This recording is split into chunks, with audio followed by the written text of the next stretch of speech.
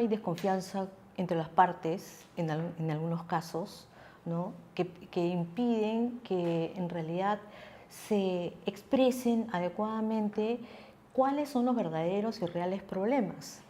Entonces, si uno no tiene el diagnóstico claro, entonces es difícil que se pueda elaborar una política pública si no tienes totalmente todo el panorama y en realidad cuál es el problema principal que tienes que regular y que tienes que atacar.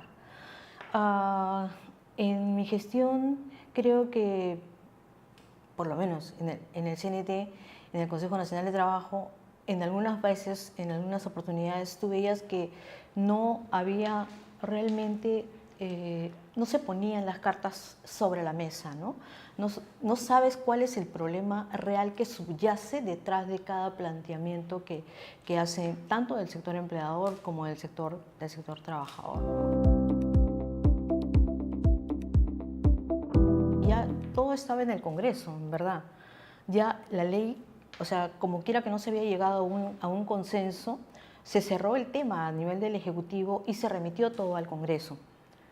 Y en el Congreso no se puso a debate el proyecto de ley en ningún momento, ¿no? Entonces, en verdad, en puridad, ya no estaba dentro del seno del Consejo Nacional de Trabajo el tema de la ley general, pero siempre era un tema que estuvo latente porque se avanzó en un 80% y en consecuencia había como un 20% que se volvía a poner en agenda como buscar una posibilidad de que se pudieran consensuar esos otros puntos, en ¿no? paralelo, digamos. En paralelo, sí, sí.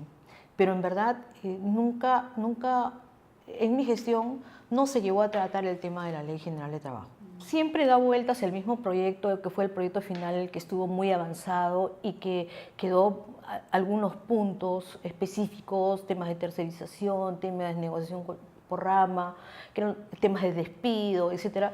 Esos eran los temas, pero que ya se traían a la mesa, pero no como parte de un proyecto de ley, sino del que estuvo a punto de consensuarse. Mire, yo creo que antes de ver si debe o no debe aumentarse el sueldo mínimo, creo que hay que concluir con el tema de la metodología.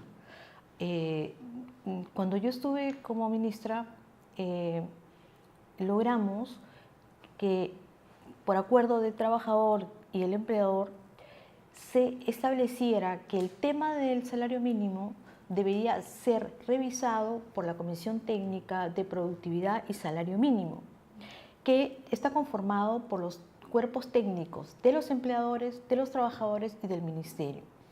¿Con qué objeto? Con el objeto de cerrar definitivamente el tema de la metodología a aplicarse para determinar cuándo es viable un incremento del sueldo mínimo. Esto, siendo un tema eminentemente técnico, o sea, despolitiza totalmente el tema del salario mínimo.